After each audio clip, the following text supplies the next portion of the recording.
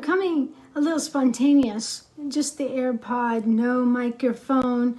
Still at my kitchen table. Just had lunch at Chick-fil-A. Thank you, husband. And I had some thoughts about going forward and really wanting to know your purpose.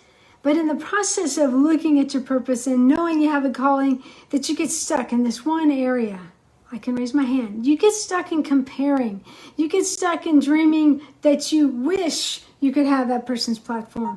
Or you wish you could, how about this? You wish you could talk and speak. And then here you are, next thing you know, your voice, I think your identity, it kind of shrivels.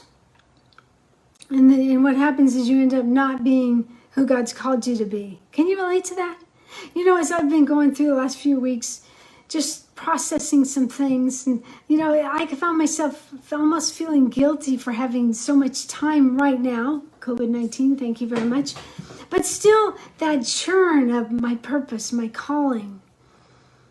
What am I called to do? Why am I feeling this angst? I'm asking you, do you feel any of these things? Why do I open up Instagram and next thing you know, I'm going through the compare game? Don't do that. You can celebrate. So that's just kind of where I come around that, you know, sometimes the greatest move for your calling is this. It's just simply saying yes to God. Saying yes, and as you say yes, you trust Him to align the situation where you move and can go directly in what your voice is meant to go.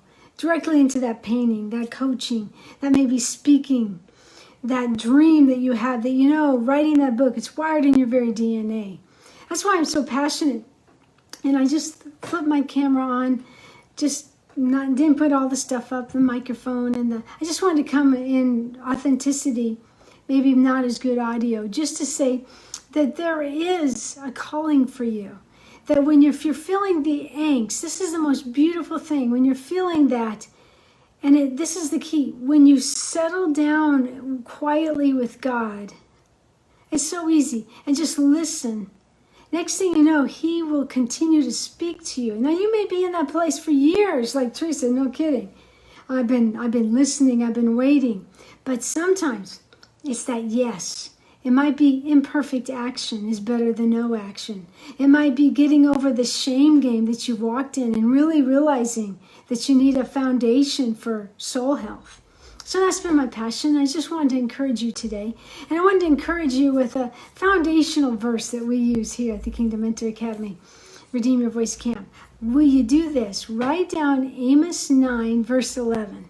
It's talking about rebuilding the house of David. It's talking everything about repair. What do you need to repair? Sometimes our calling is stopped because we need to repair something. Restore. What do I need to restore? Sometimes the biggest area of restoration is forgiveness. Either I need to forgive someone else or I need to forgive myself. And then the next step is rebuild. I think the repair and restore sets you up to rebuild so you can go fully with your voice in the calling that God set before you. Because when it's all said and done, you are so valuable. You are enough. Someone is waiting to hear your voice, however it's representative. Because your breakthrough in that voice is going to be someone else's breakthrough. Isn't that exciting? So I just wanted to encourage you and just basically say you are enough, to say, hey, listen, can I lend my voice to encourage you today on a afternoon? What day is it today? It's Tuesday. If I'm wrong, forgive me. This is what I'm challenged to do, and I want to share it with you because maybe you can get some encouragement from my challenge. I'm challenged right now to step up to the plate that God's called me and leave fear behind. And the fear that I think I struggle with is the fear of man. Like your fear of man, and oh man, what are they going to think? Oh man, what am I doing? Oh man, I don't get this. So sometimes to step up with your voice, past the angst, past the doubts, you just have to say yes to God and then follow through. So I've said yes to God on some things. Some have to do with my business, some have to do with my personal life. The one on my business is like, I said yes, and can you see me? I'm kind of shaking in my shoes. But I said yes. And now, once I say yes, then it's like, Boom, I'm going to fix my eyes on Jesus, the author and perfecter of my faith.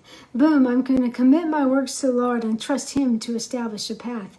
Boom, I'm going to go in that restore process of Amos 9 verse 11. I'm going to continue to work on repair my relationship with others. I'm going to continue to try and ask God, help me to restore from any trauma, help me restore my heart, and then rebuild. The rebuild is the scary part when you start saying yes, but guess what? He is so faithful that his promises are yes and amen, that he gives you the authority of your faith to rest. You don't have to run, to rest, to run, to go forward. You can be like Sarah in the midst of her angst, being not able to bear. She embraced God's miracle working power. So in the midst of your COVID-19 stuff, your frustration, or maybe the kids just around the house and you have to homeschool them, I pray and trust that in your saying yes, God's going to do some things for you. He's going to move some mountains. And you know, it's really amazing. Next thing you know, you start getting that soul health. You start realizing, okay, I said yes to God, now I'm going to trust him. Beautiful place to start. So I'm going to go back to working here, doing my yes, being bold. And I just wanted to come on, just, you know, not the mic, not the camera, and just be real with you. So thanks for letting me do that. So remember, you are enough.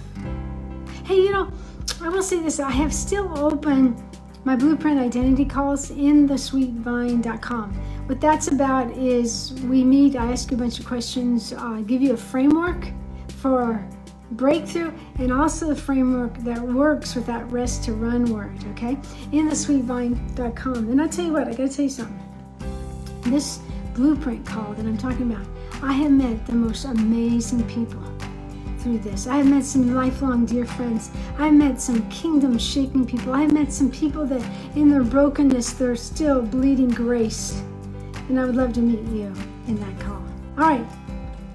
Talk to you in the next video. And you know it, Candace Lively Walker.